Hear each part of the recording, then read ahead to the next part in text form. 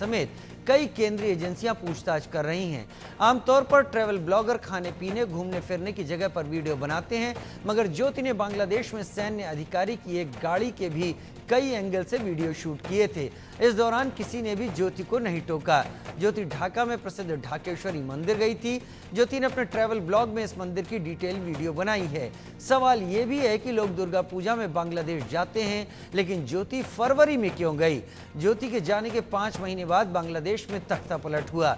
जांच एजेंसियों का मानना है और जानना चाह रही हैं कि क्या तख्ता पलट में आईएसआई की कोई भूमिका थी और क्या ज्योति भी इसमें किसी न किसी तरह से शामिल थी।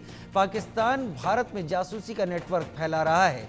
12 से 13 जासूस अब तक गिरफ्तार हो चुके हैं। इन जासूसों की भी हम चर्चा करेंगे, लेकिन बड़ी बात यह है कि क्या ज्योति जिहादी जमात की टूल किट थी?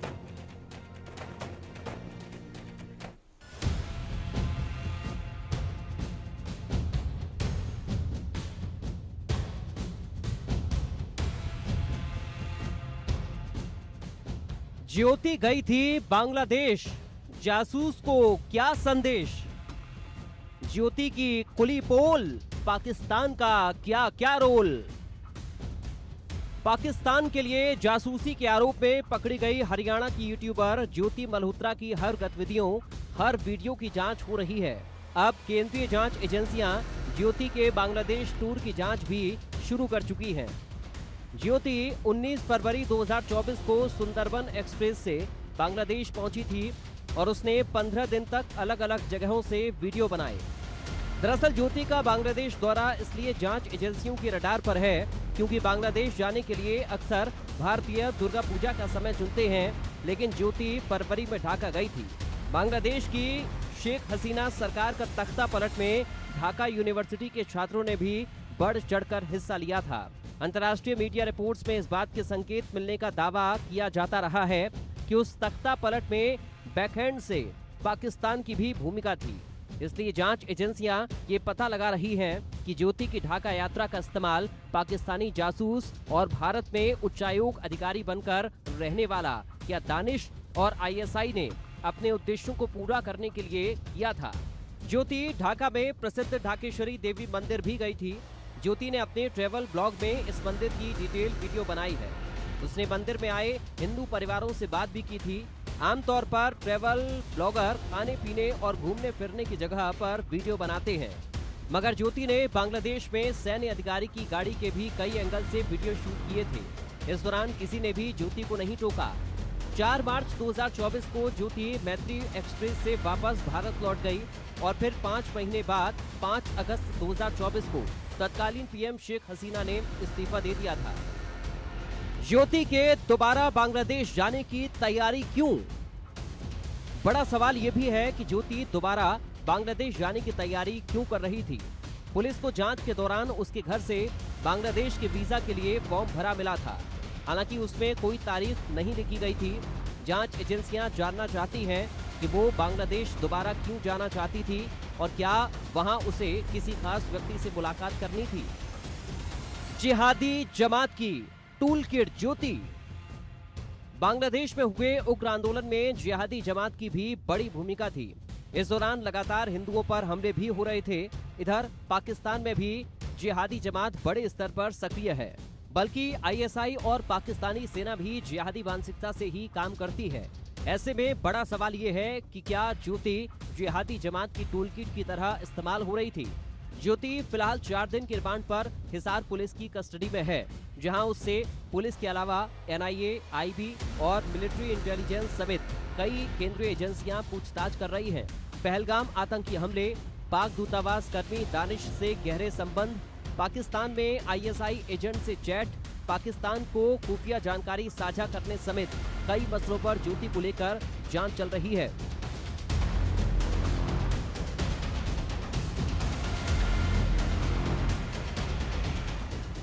Bureau report, India news.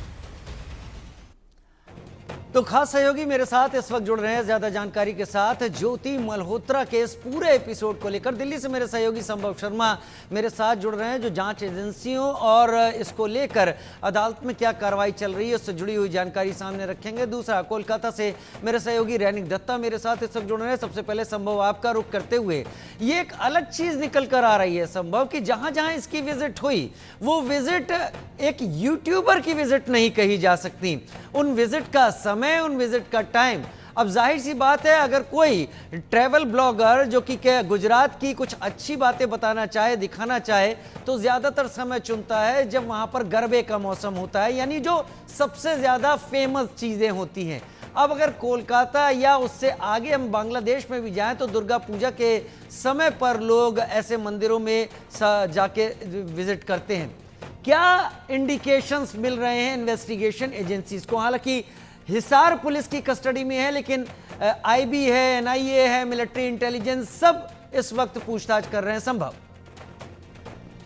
जी बिल्कुल, इन्वेस्टिगेशन जारी है और मैटर एक तरह से सब जुडिस है। पुलिस के लिए उन्होंने रिमांड दे रखी है। रिमांड लगातार इन्वेस्टिगेशन ना ही सिर्फ स्टेट एजेंसीज बट केंद्रीय जांच एजेंसी, नेशनल इन्वेस्टिगेशन एजेंसी एक सीनियर और प्रीमियम एजेंसी है, वो जांच कर रही है। और जिस तरह से जांच में खुलासे आ रहे हैं वो चौंका देने वाले भी हैं और हैरान कर देने वाले भी हैं कि क्या ऐसी जरूरत आन पड़ी बांग्लादेश जाने की और दोबारा बांग्लादेश जाने की, और स्पेशली ढाका यूनिवर्सिटी के विद्यार्थियों से, स्टूडेंट्स से बात करने की, और कथित रूप से वही स्टूडेंट्स जो कि एक तरह से बांग्लादेश में तख्ता पलट के जिम्मेदार थे, वो स्टूडेंट्स, वो विद्यार्थी, उनसे बात करना, उनकी वीडियो बनाना, उनके साथ डिस्कशन, और उसके साथ साथ दानिश के साथ क्या संबंध, क्योंकि ये पूरा वही समय है ज्योति का अरेस्ट होना, दानिश के लिए गवर्नमेंट को कहना कि वो देश छोड़े, और ये पूरे कहीं ना कहीं तार जुड़ रहे हैं। लेकिन चूंकि अभी इन्वेस्टिगेटिव एजेंसी कोर्ट को अभी क्या बताएंगी उसके बाद ही कुछ कंफर्मेशन या कंफर्म्ड बोला जा सकता है। लेकिन चूंकि इन्वेस्टिगेशन जारी है, सभी पहलुओं पे इन्वेस्टिगेशन हो रही है कि क्या दानिश और ज्योति के बीच में कोई किसी भी तरह का क्विड प्रो क्यो, जिसे कानूनी भाषा में कहा जाता है, वो था, या बांग्लादेश की विजिट स्पॉन्सर्ड थी, क्या कोई आईएसआई एंगल है बांग्लादेश में तख्ता पलट का, या ज्योति का दानिश से कोई कहीं ऑफ रिकॉर्ड कोई बातचीत किसी भी तरह का, ये सभी पहलुओं पे इन्वेस्टिगेशन हो रही है। लेकिन ये हैरानी की बात है, चौंकाने वाली बात है कि जिस तरह से वीडियो सरफेस हुआ है और जिस तरह से ज्योति ढाका यूनिवर्सिटी के स्टूडेंट से बात कर रही है और तमाम पहलुओं पे डिस्कशन हो रहे हैं, वो सब कहीं ना कहीं जो हम सब सोच रहे हैं उस तरफ इशारा करता है। खुलकर इस बात को बोलने से मैं इसलिए बच रहा हूं क्योंकि मामला, जांच एजेंसियां बहुत अच्छे से इस पूरे मामले पर जांच कर रही हैं। देखना ये होगा जब इसकी 4 दिन की रिमांड ओवर होती है तो ये जांच एजेंसियां क्या कोर्ट में बताती हैं, वो एक महत्वपूर्ण और अहम सुनवाई होगी। रैनिक दत्तम कोलकाता से मेरे सहयोगी इस वक्त जुड़े हुए हैं। रैनिक, बांग्लादेश का टूर, पाकिस्तान का टूर, भूटान का टूर, ये आसपास के सारे टूर, और इसमें पाकिस्तानी हाई कमीशन के अधिकारी दानिश का रोल सामने आना, कोई भी टूर ऐसा नहीं है जो टूर बिना मकसद के हुआ हो। बांग्लादेश का टूर तब होना जब वो सीजन नहीं है और उसके 5 महीने बाद को बांग्लादेश में तख्ता पलट का खबर सामने आना, क्या एक टूल किट की तरह वहां थी? क्या खबरें आपके पास है? देखिए, जैसे कि आप पॉइंट एकदम उठा दिए हैं कि किस टाइम पे उनका विजिट था, क्योंकि बांग्लादेश में ये ज्योति का जो विजिट था, ये विजिट को लेकर चर्चा क्यों हो रहा है, क्योंकि जिस टाइम पे वो विजिट हुआ था उस टाइम से 5 महीने के अंदर अगर देखा जाए तो ये बांग्लादेश का तख्ता पलट हुआ था। मगर अगर देखेंगे तो ज्योति जब बांग्लादेश पहुंचे थे, ठीक बांग्लादेश पहुंचने का 2 महीने बाद से, बोल सकते हैं कि 1.5 महीने बाद से ही शेख हसीना के खिलाफ में जो प्रोटेस्ट, वो प्रोटेस्ट बांग्लादेश में भड़का था। जुलाई महीने आने के 3 महीने पहले से ये जो प्रोटेस्ट, ये प्रोटेस्ट लगातार बांग्लादेश में हो रहा था। बांग्लादेश का जगह जगह पर एक मॉब तैयार हो रहा था। बांग्लादेश में पॉकेट फायर जैसे ही पॉकेट मॉब तैयार हो रहा था, पॉकेट टेंशन तैयार हो रहा था बांग्लादेश में। और ये जो पूरा बांग्लादेश का सिचुएशन, बांग्लादेश में जिस तरीके से सत्ता पलट हुआ था, बांग्लादेश में जिस तरीके से मूवमेंट हुआ था, ये मूवमेंट के टाइम में एक बात सामने आया था कि ये जो पूरा मूवमेंट, ये मूवमेंट के पीछे बाहर का देश का कोई शक्ति काम कर सकता है। और ज्योति का ये जो बांग्लादेश सफर, इसका टाइम पीरियड भी अगर आप देखेंगे तो उस टाइम पीरियड के साथ आपको सिमिलरिटी मिलेगा। दूसरी तरफ अगर देखा जाए तो बांग्लादेश में पहुंचने के बाद ज्योति के साथ क्या क्या हुआ था, ज्योति कौन से हिस्से में पहुंचे थे, कौन से जगह का तस्वीर सामने उठ के आया था, वो चीज के ऊपर गौर करना पड़ेगा। क्योंकि जैसे मेरा कॉलीग समय बोल रहा था कि जिस तरीके से स्टूडेंट के साथ बातचीत कर रहे थे ज्योति, जिस तरीके से स्टूडेंट फेडरेशन, यानी जो स्टूडेंट के तरफ से ये प्रोटेस्ट भड़का था, जो स्टूडेंट पहली बार ये जो प्रोटेस्ट का जो मेन मुद्दा, वो मुद्दा को उठाए थे, उन लोगों के साथ मुलाकात करना, जिस जगह से प्रोटेस्ट पहली बार भड़का था, उस जगह पे ज्योति का पहुंचना, ये सब चीज ही अभी जांच एजेंसी के दिमाग में है और जांच एजेंसी की तरफ से जांच किया जा रहा है। दूसरी तरफ अगर देखेंगे तो ज्योति मल्होत्रा जब गिरफ्तार हो रहा है, ठीक उसी टाइम पर भी जैसे कि सूत्र के हवाले से खबर मिल रहा है कि ज्योति मल्होत्रा का फिर से एक प्लानिंग था कि वो बांग्लादेश जा सकते हैं। बांग्लादेश में जाने के लिए वीजा में एप्लीकेशन करने का बात भी सामने आ रहा है और जांच एजेंसी की तरफ से ये भी जांच किया जा रहा है। सिर्फ यही नहीं, इसके साथ साथ ही ज्योति मल्होत्रा का जो मोबाइल डिवाइस जो सोशल मीडिया प्लेटफॉर्म में इस्तेमाल होता था, उसको जब जांच किया जा रहा था, उसमें से भी बहुत सारे जगह का तस्वीर, बहुत सारे जगह का जिसमें जैसे बांग्लादेश का इंफॉर्मेशन है, वैसा ही बांग्लादेश का जो रिलेटेड एरिया, यानी बांग्लादेश का जो बॉर्डर एरिया भारत के साथ शेयर होता है, वो पश्चिम बंगाल का उस हिस्सा का भी कनेक्शन ज्योति के साथ निकल के आया है। क्योंकि आप देखेंगे जिस टाइम पे पिछले साल का अगर बात किया जाए, पिछले साल में जिस टाइम में ज्योति बांग्लादेश पहुंचा था, बांग्लादेश में पहुंचना, उसके बाद घूमना, उसके बाद ज्योति का क्या शेड्यूल था, उसके बाद ज्योति मैत्री एक्सप्रेस को इस्तेमाल करके कोलकाता में आप पहुंचे थे। मैत्री एक्सप्रेस जो कि बंगाल के साथ बांग्लादेश का कनेक्शन करते हैं,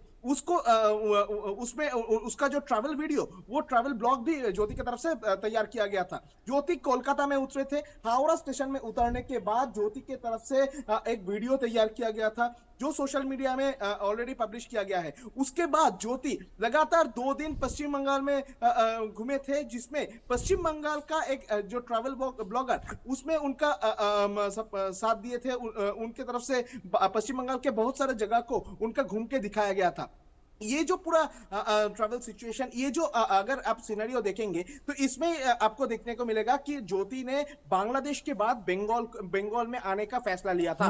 और इसी जगह से जांच एजेंसी का और एक सवाल है कि ज्योति मल्होत्रा का जो पजल है, ये पजल को अभी सॉल्व करना ही सबसे मेन चैलेंज है जांच एजेंसी के लिए, और जांच एजेंसी वो कर भी रहे हैं। ये 4 दिन का जो रिमांड, ये रिमांड बहुत ही महत्वपूर्ण होने जा रहा है जांच एजेंसी के लिए, क्योंकि जांच एजेंसी की तरफ से एक तरफ जब कहा जा रहा है कि ज्योति मल्होत्रा का ये जो कनेक्शन उनके मोबाइल के थ्रू, उनके जो डेटा है, वो डेटाबेसेस के थ्रू जांच एजेंसी के हाथ में जो इंफॉर्मेशन आ पहुंचा है, उसमें बांग्लादेश का कनेक्शन सामने आ रहा है। और इसमें सबसे महत्वपूर्ण जो चीज ज्योति मल्होत्रा का पूरा इन्वेस्टिगेशन में अभी तक सामने आया है, अभी तक जो 4 दिन का अभी भी रिमांड बाकी है, उस रिमांड में और भी कुछ सामने आ सकता है, मगर अभी तक जो इंफॉर्मेशन बाहर आया है जांच एजेंसी की तरफ से, उसमें कहा जा रहा है ज्योति मल्होत्रा का ये जो ट्रैवल ब्लॉगिंग, इस ट्रैवल ब्लॉगिंग के थ्रू अगर आप देखेंगे तो उसमें बहुत सारे ऐसा लोकेशन है, बांग्लादेश का ऐसा लोकेशन है जिस लोकेशन में